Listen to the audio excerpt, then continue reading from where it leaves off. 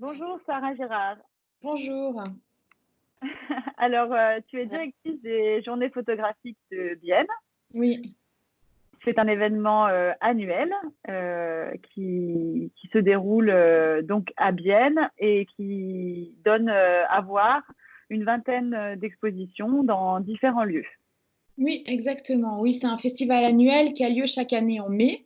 Et puis, cette année, on travaillait sur la 24e édition, effectivement, qui a malheureusement pas pu avoir lieu et puis qui sera reportée à l'année prochaine. Ouais, donc c'est un festival de photographie contemporaine. Donc, on essaye vraiment de créer des projets nouveaux, des premières mondiales, d'inviter des artistes à la fois suisses et internationaux. À peu près la moitié d'artistes sont suisses et la moitié internationaux de vraiment des quatre coins du monde. Pour créer un parcours à travers la ville de Bienne qui est spécifique parce que c'est une ville bilingue en fait, située au centre de la Suisse. Ça permet d'avoir des échanges intéressants avec la Suisse romande et puis la Suisse allemande et le Tessin. Alors, comme tu l'as souligné, la situation actuelle, la crise sanitaire a eu un impact violent plutôt sur votre événement. Tu as été contrainte de le reporter. Bah oui, tout à fait. Effectivement, vraiment. Ce qui est quelque part intéressant, c'est qu'en fait, la thématique, les enjeux qu'on avait envie d'aborder, en fait, sous le titre Cracks pour cette 24e édition des Journées photographiques, c'était justement la question des crises identitaires, de l'instabilité, de la transition, des restructurations, donc cette question de la rupture, en fait, et se poser la question parce qu'on était déjà, en fait, dans un climat quand même de rupture avant cette rupture encore plus terrible qu'il y a eu, je pense, du coronavirus qui nous a vraiment obligés à rester chez nous et à se couper du monde physique. Donc en fait, c'est une thématique qui va, je pense, encore évoluer et être encore pertinente l'année prochaine et puis qu'on voulait aborder à travers plusieurs travaux photographiques. Ce que je trouve intéressant, c'est l'actualité de la thématique qu'on aborde en fait, et puis de se poser la question finalement où est encore le collectif dans ces questions de rupture, et puis est-ce qu'on peut encore retrouver une conscience collective, est-ce qu'il y aura des nouvelles manières de collaborer qui vont émerger, et puis qu'est-ce qui peut émerger justement dans ces environnements, dans ces climats de rupture. Oui, effectivement, j'ai lu sur le site internet donc une thématique vraiment d'actualité, un travail autour des enjeux de rupture. Donc le report sera que plus opportun. Donc vous prenez exactement la même programmation que vous déplacez. Alors, on a organisé plus d'une vingtaine d'expositions, et puis il y a déjà des projets qui ont eu lieu en fait, parce qu'on a lancé par exemple l'enquête photographique Jura bernois, qui est une mission photographique suisse, et le lauréat en fait, Pierre Yachari Castriote, a déjà entamé son travail en septembre et a réalisé une série d'images qui ont déjà été montrées dans le Jura bernois, dans cette région de Suisse. Il a gagné un prix de 10 000 francs donc, pour réaliser ce travail. Et puis, les journées photographiques ont prévu de faire une publication en collaboration avec la revue Intervalle. Et son travail sera ensuite archivé à la Fondation Mémoire d'Ici et a déjà été exposé dans l'espace public grâce au Forum Culture. Donc là, c'était une constellation intéressante, un travail qui a déjà de résidence, qui finalement a déjà pu avoir lieu, s'est déjà développé et la finalité sera l'exposition et la publication l'année prochaine. Ensuite, on a aussi invité une artiste française, Aurore Valade, grâce à une collaboration avec une autre institution, c'est la Haute École pédagogique biennoise, en fait, enfin Berne, Jura et Neuchâtel. Et là, l'artiste Aurore Valade a une résidence d'une semaine dans un gymnase et a aussi produit un travail donc, qui sera montré.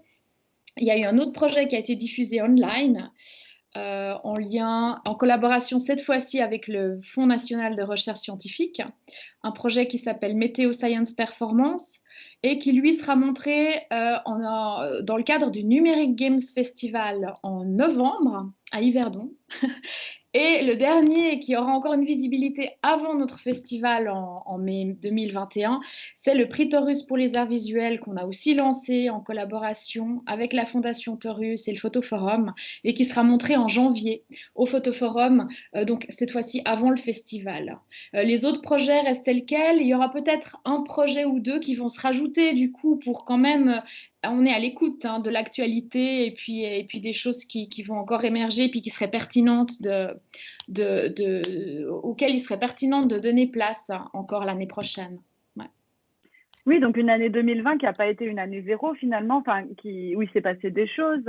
Ce que je trouve formidable aussi, c'est que bien, c'est une logique événementielle, mais on a l'impression que c'est en fait toujours en action, avec des résidences, des initiatives virtuelles également. Donc c'est ça, vous êtes toute l'année en éveil et en action. Voilà, c'était l'idée du festival, d'avoir comme ça des formats, en fait, différents formats qui s'étalent sur différentes durées et que le festival, en fait, a lieu à un moment donné et donne une visibilité, mais parfois à des processus qui ont lieu, en fait, et qui permettent d'une certaine manière aussi de soutenir la culture, de promouvoir les échanges entre les photographes et la société civile durant l'année. Et puis qu'ensuite, le festival est 3 semaines de monstration de la réalisation de ces projets, en fait. Et on peut souligner aussi un très grand, une volonté de soutenir la création, en particulier la jeune création. Oui, tout à fait. La création photographique contemporaine, oui, à travers, par exemple, le lancement de ces 2 prix photographiques que j'ai mentionnés avant, à travers aussi cette mise en place de résidences. Chaque année, on essaye d'inviter un artiste dans une école pour faire un travail.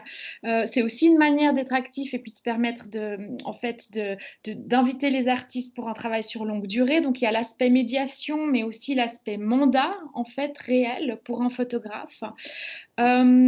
Et puis, on a aussi une programmation pendant le festival d'art vivant, de médiation, de visites guidées pour faire vivre le festival, pour aussi permettre de débattre et de faire réfléchir le public et les experts et le milieu professionnel autour des enjeux qui sont abordés dans le festival, en fait.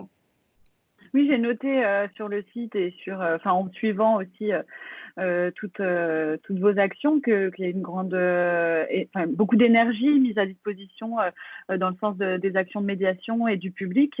Est-ce que le virtuel a une grande part dans ces actions? Alors, nous, on a le site internet, notre site internet. Sur notre site internet, on a déjà du coup mis en ligne toute notre programmation, en fait. Une de nos spécificités, c'est qu'on communique en 3 langues, en fait. Donc, c'est un travail assez énorme. Je pense que peu d'institutions travaillent de manière trilinguiste. Donc, toute notre communication et notre médiation. Donc, ça, c'est un aspect, une volonté aussi de pouvoir être intelligible, en fait, en français, en allemand, mais en anglais aussi pour le public international. Et puis, sinon, on est aussi visible sur Instagram ou sur Facebook, donc sur les réseaux sociaux. C'est vrai que c'est un aspect que moi, j'aimerais personnellement développer un petit peu plus aussi, mais après, on n'a pas forcément énormément de ressources pour développer, en fait, ces aspects-là plus loin. Mais je pense qu'effectivement, le virtuel, je pense, on se rend compte avec l'annulation du festival que ce qui est intéressant quand même dans une édition, c'est la manière avec laquelle elle est articulée. Ça veut dire qu'on traite d'une thématique, on traite d'enjeux, et puis ensuite, les choses qu'on rassemble sont présentées au public et sont articulées de manière à créer du sens, à créer une histoire. Cette articulation sur le site internet, par exemple, je pense qu'elle est plus difficile à voir. On a des bribes, donc dans le monde virtuel, on est plus on arrive à avoir, je pense, des bribes d'informations, en tout cas sur les sites internet ou sur les réseaux sociaux. Mais finalement, pour le festival, c'est vraiment le parcours qu'on présente aux spectateurs qui va vraiment donner du sens. Après, je pense qu'il y a des compléments au niveau virtuel qui sont très intéressants. Et puis, comme le projet Météo Science Performance, dans lequel qui est complètement interdisciplinaire et multimédia, on a invité des musiciens, en fait, à revisiter les images du concours national d'images scientifiques qu'on présente chaque année. Donc, il y a un regard artistique et musical sur une production, en fait, vernaculaire, quelque part, de scientifiques qui nous montrent les images qu'ils produisent dans le cadre de leur travail. Donc il y a un mélange, finalement, une interaction entre le milieu des arts et le milieu scientifique qui est intéressante. Et ben là, typiquement, je pense que pendant le confinement, il y a vraiment des initiatives intéressantes qui se sont développées de la part des photographes. Et j'aimerais l'année prochaine donner une place en fait à ces nouvelles formes de production qui se sont mises en place pendant les derniers mois. Oui, c'est vrai que les croisements interdisciplinaires et comme tu le soulignes aussi, la créativité que les artistes ont dû développer pendant ces derniers mois, encore plus que d'habitude, et du coup les nouveaux outils qui sont à leur disposition, les nouvelles technologies, enfin, tout ça, ça va redéfinir un petit peu les codes et tout le monde de la photographie. Tu sais, de notre côté, c'est pareil, on a dû s'adapter. Avec Photo Basel, on propose donc une édition virtuelle qui sera complémentaire d'une édition réelle. Ça ne peut pas vraiment prendre la place puisqu'on perd quand même une forme de contact physique avec l'œuvre, avec le public, les interactions entre les collectionneurs et les galeristes, mais on espère vraiment développer un nouveau format, une nouvelle forme de visite d'une foire, et que les gens viendront nombreux découvrir tout ce que les galeries ont à proposer. Est-ce que tu prévois de visiter notre foire ? Oh bah bien sûr, oui. J'ai entendu effectivement parler du fait que vous aviez mis en place d'ailleurs ces discussions auxquelles je participe, et je trouve que c'est un moyen intéressant de garder le contact avec les personnalités du milieu de la photographie, et puis en format vivant. Je me réjouis de voir justement la stratégie que Photo Basel va réussir à développer pour être à la fois présent dans le milieu virtuel et à la fois de trouver des moyens, parce que je pense que concrètement aujourd'hui il y a quand même encore pas mal d'incertitudes pour ce qui concerne quand même les mois à venir.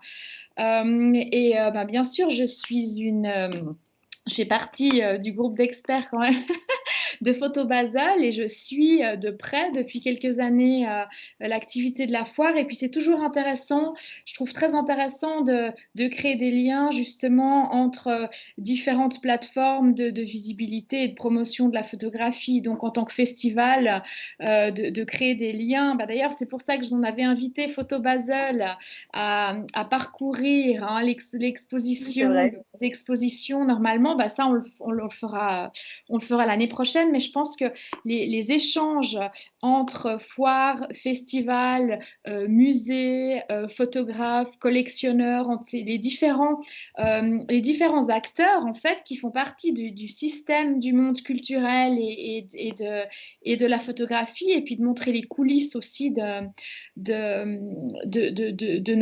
notre activité est très riche. Et moi, je me réjouis de voir vraiment ce qui va émerger, et comment Photo Basel va se retourner, et ce que Photo Basel va pouvoir proposer. Tout à fait. Ouais. Oui, en tout cas, on sait que tu nous accompagnes et tu nous suis. Nous aussi, on suivra avec attention les différents événements jusqu'à la prochaine édition. En tout cas, je suis ravie de cette conversation. Merci d'avoir fait un éclairage sur cette actualité très riche. Et à bientôt, Sarah. Merci, à bientôt. J'espère à Photo Basel, et puis ensuite aux Journées photographiques en mai 2021. On va y arriver. Merci. Merci, Sarah. Merci Audrey.